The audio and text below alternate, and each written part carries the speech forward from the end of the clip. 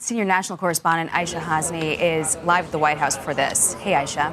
Hey, Jackie, good morning to you. So the White House is really trying to press pause on this narrative in the Garcia investigation and case and really trying to reset and reframe. And they were able to do that yesterday with this really jaw-dropping, gut-wrenching moment inside the briefing room as Patty Morin really detailed all of the gory, gruesome details about her daughter Rachel's death at the hands of an illegal immigrant. And then afterwards, got a big hug from President Trump and some words of encouragement. Watch here. Beautiful. A dear friend. She's a beautiful woman. She's been through hell. She's been through hell, right? Oh, yeah. Your daughter's looking down proud of you. You know that. Just keep it going. So the White House is slamming Maryland Senator Chris Van Hollen for not taking an interest in Rachel Morin, one of his constituents.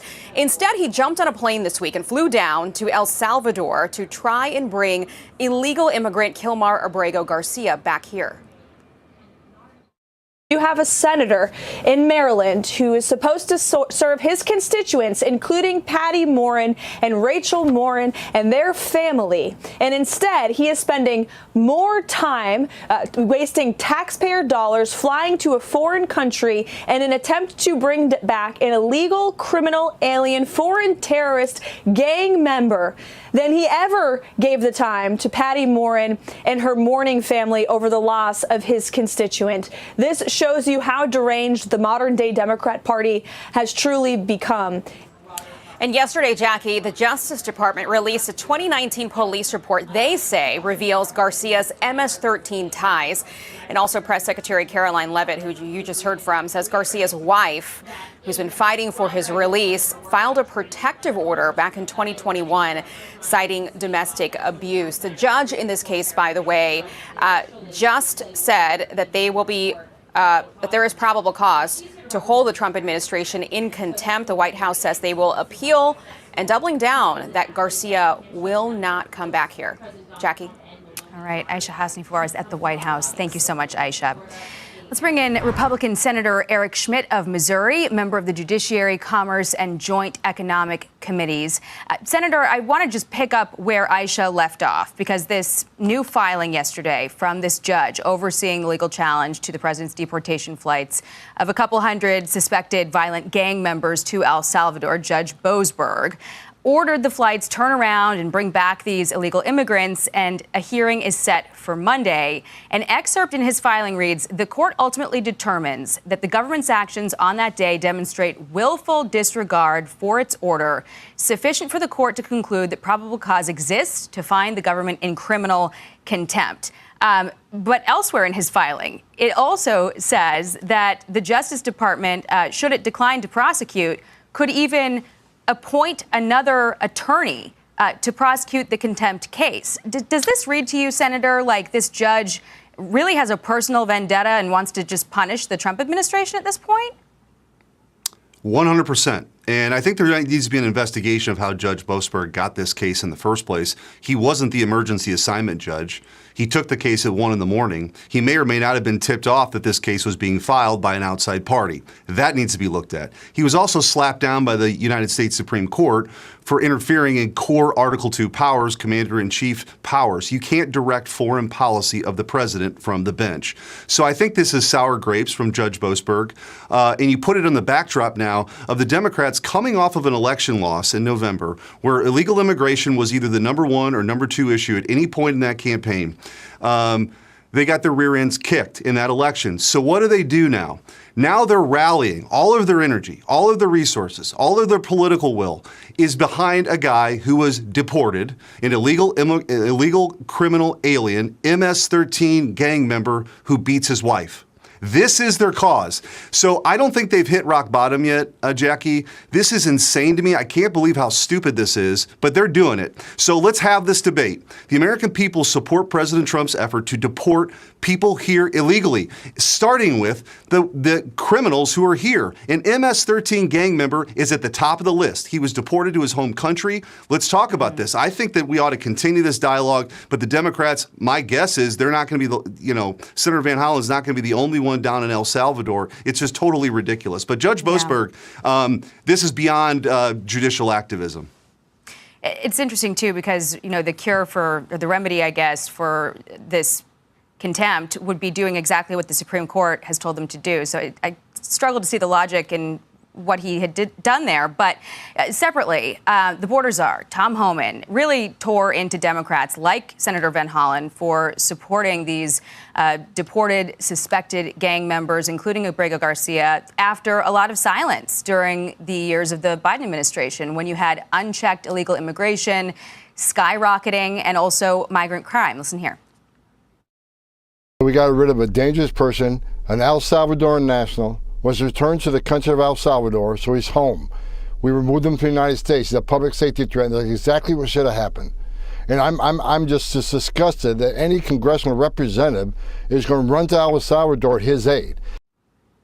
There's a new op-ed with the title, "Americans Get It. Trump's moves to clean up Biden's border chaos will be messy." And it argues the message from the Trump administration is cold and hard. It's not an easy thing for many Americans to hear and accept. We're a moral people. More importantly, we are not a cruel people, but we must look at the alternative, the murders and rapes committed by illegal immigrants, the devastating economic impact on our cities and towns. I wonder, Senator, when you hear from people like Rachel Morin's mom, and you put a face to some of these statistics that we hear about all the time, the 600% increase in sex trafficking, millions of Americans dying every year from fentanyl, does it help sort of reorient public thought about these deportations? 100%. I think that the truth of the matter is there's a lot of victims that lie in the wake of this 10 to 20 million people who came here illegally under Joe Biden, including hardened criminals. Venezuela emptied their prisons. Many of them are here. So I think hearing from Patty Morin yesterday was really important to reframe the issue. This is about human beings. These are about young women, mothers, who've been raped, who've been murdered by these illegal immigrants. They need to go. The Democrat Party is really exposing themselves for who they really are now, which is they believe in open borders. They don't believe in the sovereignty of our country. They think borders are arbitrary lines on maps. We're all global citizens, and everybody's got a right to be here. The energy that they put into defending somebody like this, without ever reaching out to Patty Morin, without ever voting for the Lake and Riley Act, is really unconscionable. So the Democrat Party has been captured by the left. And this is just the most recent example, but it's sad because when you hear Patty Morin give her testimony there at the podium yesterday, that room was speechless, and it should have been. There is zero coverage on that trial in the legacy media, zero coverage. Yet they were covering, this illegal criminal alien all day long yesterday.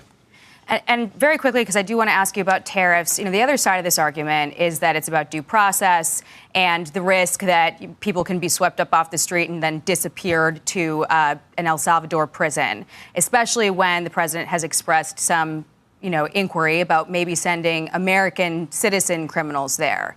Is that something that you would like the administration to explore, sending American criminals to El Salvador? Look, this case, I hear about this due process. Let's talk about this case. There was a valid deportation order for this individual. He's from El Salvador. He's here illegally. He was sent to El Salvador. That's separate. If he ever comes back, he'll just simply be deported to another country. So I think the Justice Department, the Trump administration's taken great pains to make sure that the law is followed and due process is actually given. But the truth is, the Democrats, I think, were waiting for some moment. They were waiting. Everybody knew it was coming, waiting for some case that they could rally behind. I just can't believe they're so stupid as to do it with this MS-13 gang member who was allegedly a wife beater. Got it. Okay.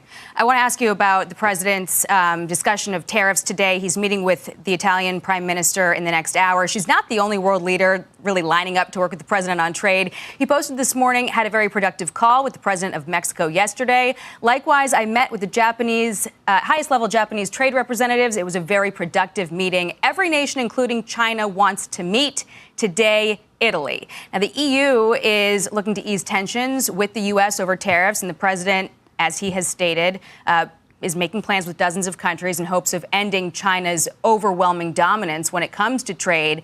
The EU, like the U.S., also carries a massive trade deficit with Beijing. What do you think Meloni can come out of this with, Senator? Because on the one hand, she's obviously there to try to bring something home, but the European Commission and the EU Commissioner, Ursula von der Leyen, would technically, legally have to be the point person on trade negotiations. So can she really get anything done today for the whole bloc? We'll see. I think some of these early deals are going to be really important, Jackie, for setting the framework of what this looks like long term. I think the president is put a marker down that we're not going to get ripped off anymore. We're going to treat you like you treat us. You don't see an American car anywhere in Europe, including in Italy. So I think the net result of all of this is going to be the trade barriers are going to come down. We're going to be much better off. China's a little bit of a different story just because the imbalance is so great. They export 5 times what we export there, and they have all kinds of trade barriers, including tariffs, including stealing our IP, subsidization and dumping and destroying American businesses. So I think President Trump understands we're tired of seeing, the 90,000 factories that went away after NAFTA. He's going to rebalance this equation. We're going to be treated more fairly around the world. I think meeting with Japan, Italy, some of these key allies is really important, and I expect some big, beautiful deals to be struck, and the American people will be better off. Yeah, and Gordon Chang has a great op-ed on why the timing is really terrible for China to be stalling on making a deal. All right, Senator Eric Schmitt, thank you very much for being with us this morning. Appreciate your time. Hey everyone, I'm Emily Campagno. Catch me and my co-hosts Harris Faulkner and Kaylee McEnany on Outnumbered every weekday at 12 p.m. Eastern, or set your DVR. Also, don't forget to subscribe to the Fox News YouTube page for daily highlights.